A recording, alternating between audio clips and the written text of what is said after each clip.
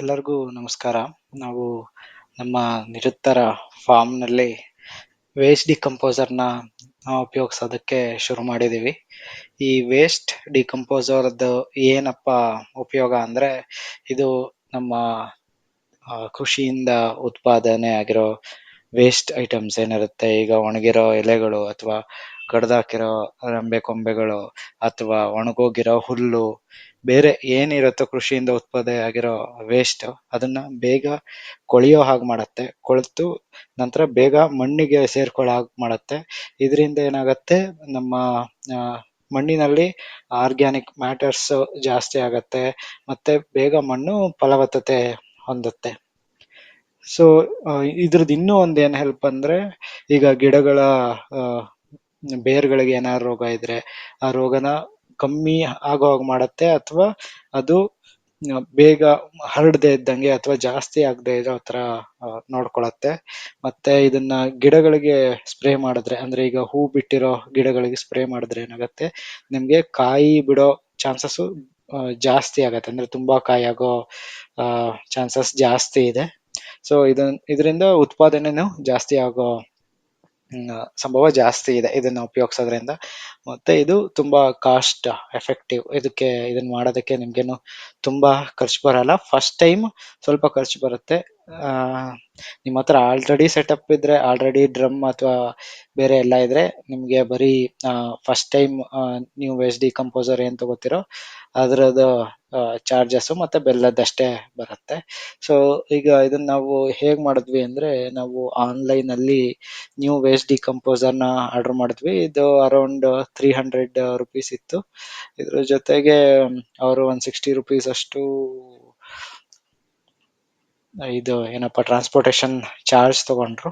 So ಎಲ್ಲ ಸೇರಿ ಒಂದು 360 ರುಪೀಸ್ ಆಯ್ತು. ಇದು ಬರೋಕ್ಕೆ ಒಂದು 3-4 ಡೇಸ್ ತಗೊಳತ್ತೆ. ಸೊ ನಾವು ಅಷ್ಟರಲ್ಲಿ ಏನ್ ಮಾಡಿದ್ವಿ ಅಂದ್ರೆ, ಒಂದು 200 ಲೀಟರ್ ನೀರು ಹಿಡಿಯೋ ಅಷ್ಟು ಪ್ಲಾಸ್ಟಿಕ್ ಡ್ರಮ್ ತಗೊಂಡ್ವಿ. ಹಾಗೆ ಅದ್ರ ಜೊತೆಗೆ 1 kg ಕಪ್ಪು ಬೆಲ್ಲ ತಗೊಂಡ್ವಿ. ಅದಾದ್ಮೇಲೆ ನಮ್ಗೆ ನ್ಯೂ ವೇಸ್ಟ್ ಡಿಕಂಪೋಸರ್ ಬಂದ್ಮೇಲೆ ನಾವು ಅದು ನ್ಯೂ ವೇಸ್ಟ್ ಡಿಕಂಪೋಸರ್ ಒಂದು ಬಾಟ್ಲಿನ 100 ಲೀಟರ್ ನೀರಿಗೆ ಮಿಕ್ಸ್ ಮಾಡಿ 1 kg ಬೆಲ್ಲನ ಪುಡಿ ಮಾಡಿ ಹಾಕಿದ್ವಿ. ಪುಡಿ ಮಾಡಾಕಿ ದಿನ 2 ಸತಿ, ಬೆಳಗ್ಗೆ ಒಂದ್ಸತಿ ಮತ್ತೆ ಸಂಜೆ ಒಂದ್ಸತಿ, ಒಂದು ಕೋಲಿಂದ ಕ್ಲಾಕ್ ವೈಸ್ ಡೈರೆಕ್ಷನ್ ಅಲ್ಲಿ ನೀರನ್ನ ತಿರುಗಿಸ್ತಾ ಇದ್ವಿ. ಹೀಗೆ ತಿರುಗಿಸಿದ್ಮೇಲೆ 21 ದಿನ ಆದ್ಮೇಲೆ ನಿಮ್ಗೆ ವೇಸ್ಟ್ ಡಿಕಂಪೋಸರ್ ರೆಡಿ ಆಗತ್ತೆ.